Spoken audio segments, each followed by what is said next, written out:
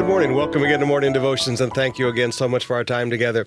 I want us to come back to the book of Matthew chapter 28 today and look at something that often we overlook.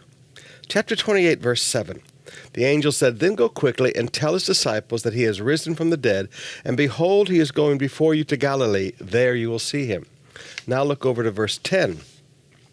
Then Jesus said to them, "Do not be afraid. Go and tell my brothers to go to the Galilee. There they will see me."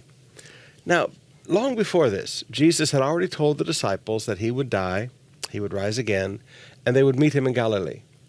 But I want you to notice that after the sufferings, after all the things they witnessed, after all the pain and after all the tears and after all the agony, they needed to be reminded of the promise. Now, the truth that I want you to see here is very simple. Sometimes after emotional trauma, people need to be reminded of the promises of God. It's not that they don't know the promises of God, but emotions so dominate our thinking and so dominate our soul, especially emotions of tragedy, that sometimes we forget.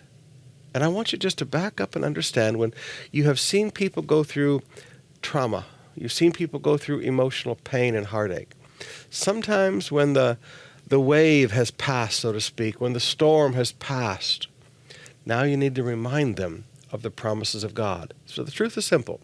Following emotional trauma, remind people of the promises of God.